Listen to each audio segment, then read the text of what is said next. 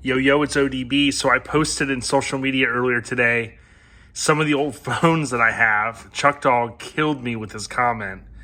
And I worked in the cellular industry over 20 years. I acquired a lot of phones over the course of time. Some of these are mine. And what I wanted to do is show you guys something that I really couldn't believe. So check this out. Basically, I remember when I got my first Motorola StarTAC, it was black.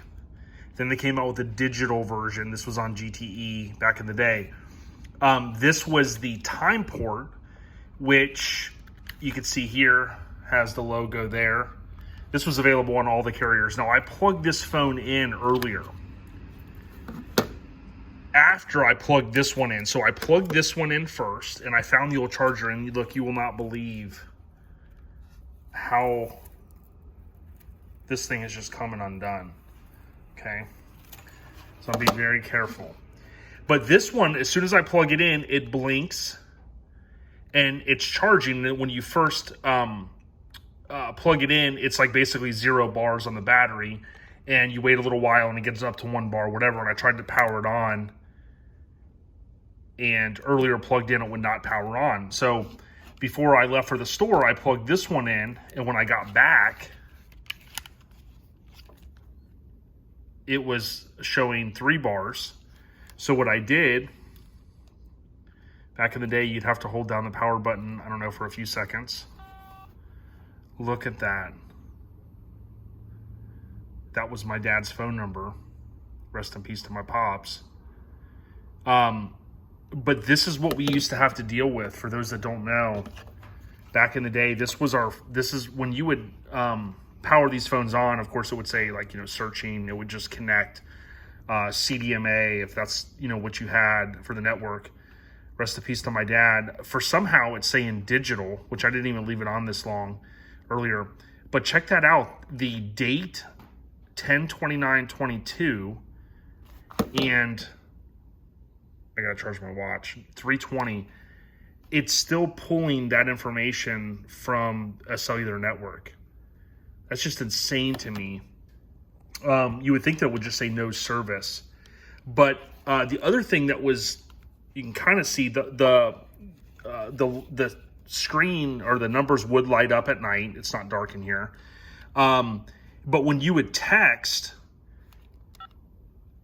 like we talked about, this is even before T9, for those that even remember that. If you wanted to text like CAB, you would go number 2, 1, 2, 3 for the C, A once, and then 1, 2 for the B to text, that word as an example.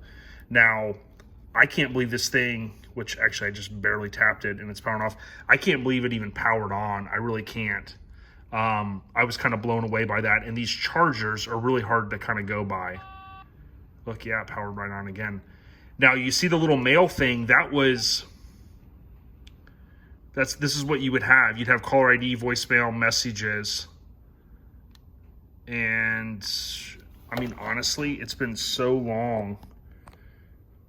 I don't know if, yeah, there you go. You'd go there to arrow down, and then I guess that's the enter button, because blue. I don't know. Crazy. Gonna arrow down, and then, I don't know, hit.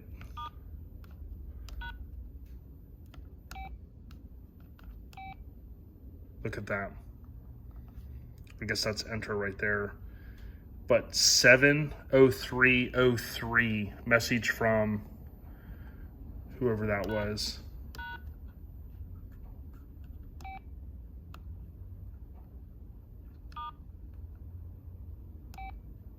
Crazy. But anyways, and a lot of times you could text back in the day. Originally, you could go on a little website that your carrier had, and there was a little box there, and you had 160 characters. That was the limit for SMS at the time.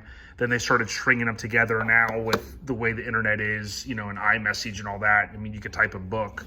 But these were the time ports. This guy came afterwards, which was the V60. This was a super popular phone. This is when the caller ID was like a cool thing. It's like, yo, I can see who is calling before I flip the phone open. This was the 8100.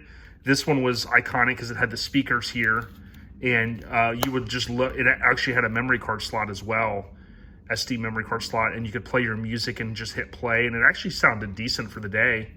And you could skip your tracks, which was crazy. It was, again, an MP3 player. This was the 8300, I think. My pops and I had it. And very similar. It was kind of like, maybe not the exact, I don't know if there was an 8200, but you know, this was the next in the evolution. This was a phone my friend Christine at work many years ago gave me. She still had the box with it, and that is that phone. So it was this MVP. And I'll usually put this in Smuggler's Blues when I go to a show or something. Little nostalgia stuff. This was another old phone. I don't know if this was mine. I don't think it was. That was part of the collection. And then there's the Telego phone. Here's the crazy thing about Telego. This was a base station, what they called the ECB. And at home, it wouldn't charge you minutes. And you'd get 100 feet away from the base and it would turn into a cell phone. And this was my first phone. Actually, this was my first phone number. I've only had 2 phone numbers since 90. I actually had this phone in high school. Ended up getting this phone from someone, and I got it activated. And that was my first number. And until something happened, I had to change my number because something to do with digital service coming out, and they were getting rid of those numbers. But yeah, it's crazy. So Chuck was saying I'm a hoarder. Do you guys think I'm a hoarder? I mean, if it's displayed nicely, maybe over here, am I really a hoarder? Let me know what you guys think in the comments. But again, here's a couple old ones. Oldest phones here being those 3, then this guy, this one here, back when you'd have the little flip out deal. And then time ports, V60, and then the LGs. There's just a few of the old school phones I have. Thanks for watching. Let me know what you guys think. Consider subscribing. It's free. We at ya. Peace.